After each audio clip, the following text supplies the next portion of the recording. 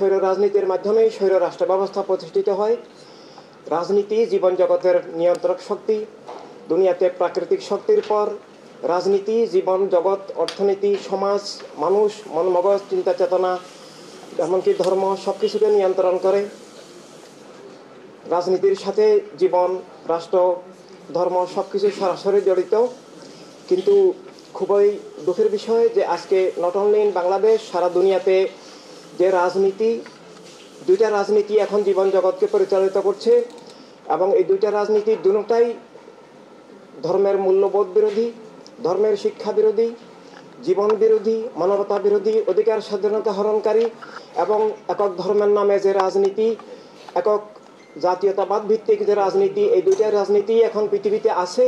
এবং এই দুইটা রাজনীতির কারণেই মানব জীবনের সংকট, মানুষ অমানুষ হওয়া, পৃথিবীতে খুন, জুলুম, অবিচার, শোষণ, পাশবতা, দারিদ্র ইত্যাদি কায়েম থাকা। প্রত্যেক মানুষ তার নিজের জীবনের স্বাধীনতা চায়, আত্মার মুক্তি চায়। প্রত্যেক মানুষের মৌলিক চাহিদা এবং অধিকার, স্রষ্টা এবং স্রষ্টা রাসূল প্রদত্ত অধিকার, যে প্রত্যেক মানুষ তার বিশেষ আদর্শ নিয়ে, তার ধর্ম মত পথ নিয়ে, ধর্মের অনুসারী হোক বা না হোক, যার যার চেতনা নিয়ে তিনি চলবেন।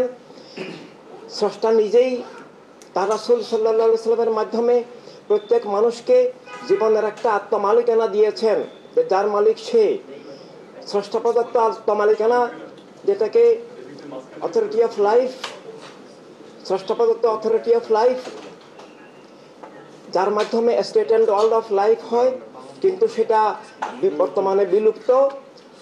তো বাংলাদেশের সংবিধান সংস্কার কর্মসূচি হোক আর সারা দুনিয়াতে যেখানেই হোক, মানবতার সংকটের জন্য, মানবাধিকার হরণের জন্য, স্বৈর রাজনীতির মাধ্যমে স্বৈর রাষ্ট্র ব্যবস্থার জন্য, ফ্যাসিবাদের জন্য পৃথিবীর ইতিহাসে আগে এখন সবকিছুর জন্য এই দুইটা অপরাজনীতি দায়ী। এবং এই দুইটা অপরাজনীতি একক গোষ্ঠীবাদী রাজনীতি, যেটাকে সংক্ষেপে ধর্মের নামে ধর্মগ্রবাদী রাজনীতি, যেটার লক্ষ্য একক ধর্মের নামে রাষ্ট্র, এবং এটা ইসলামের নামে, অন্যান্য ধর্মের নামে চালু আছে। এবং প্রকৃতপক্ষে এটা ধর্মবিরোধী। ইসলাম এটা বলে নাই।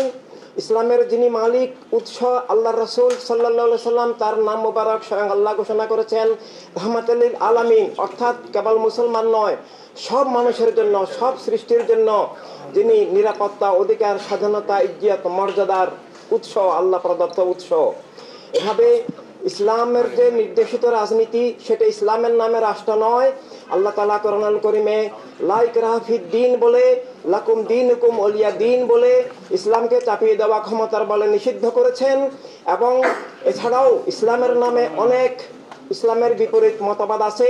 আমরা দেখি ইসলামের নামে সেই বিপরীত মতবাদগুলো মানুষের ইসলামের প্রতি আবেগ অনুভূতিকে ব্যবহার করে, ইসলামের নামে রাষ্ট্রের কথা বলে, মানুষকে প্রলুব্ধ করে ইসলামী রাজনীতি, ইসলামের নামে রাজনৈতিক দল ইসলামের রাষ্ট্র বলে ইসলামকেই ধ্বংস করছে। ইসলামের নির্দেশিত রাজনীতি একমাত্র মানবতার রাজনীতি। আমাদের নবী সাল্লাল্লাহু আলাইহি সাল্লামের প্রতিষ্ঠিত মদিনার সনদের প্রথম ধারাতেই আছে রাষ্ট্র সবার, রাষ্ট্র সব মানুষের, রাষ্ট্র একক ধর্মের নয়, সব ধর্মের সব মানুষ তার বিশেষ আদর্শ নিয়ে, তার জীবন জীবিকা নিয়ে, তার জীবনের স্বাধীনতা নিয়ে, তার আত্মমালিকা নিয়ে রাষ্ট্রের সমান বৈষম্য মুক্ত নাগরিকত্ব নিয়ে সমানভাবে চলবে। কিন্তু এখন ইসলামের নামে রাষ্ট্র, অন্যান্য ধর্মের নামে রাষ্ট্রের যে রাজনীতি, এটা আসলে ধর্মবিরোধী রাজনীতি। একই সাথে যে জাতীয়তাবাদী রাজনীতি, ভাষা, গোত্র, বর্ণ, লিঙ্গ, পেশা, শ্রেণীর নামে যে বস্তুবাদী চেতনার ভিত্তিতে জাতীয়তাবাদ তৈরি করে মানুষে মানুষে বিভেদ, বৈষম্য, ভেদাভেদ করে মানবতাকে বিভক্ত করে, মানুষকে পরস্পরের শত্রু করে, দুনিয়াকে, মানবতাকে খণ্ড বিখণ্ড করে যে অপরাজনীতি, সেটা জীবনের সত্যের বিপরীত, মানব সত্তার বিপরীত, সেটা মানবাধিকারের বিপরীত। সেটার কারণেই পৃথিবীতে এত বর্ডার, এত খুন, জুলুম, অবিচার, এত শোষণ, পাশবতা। তাই আমরা নির্বাচন সংস্কার কমিশনের কাছে এবং এর আগে পরেও ইনসানিয়ত বিপ্লব তার উদয়ের শুরু থেকেই দুইটা বিষয়ের বিরুদ্ধে সংগ্রাম করে আসছে।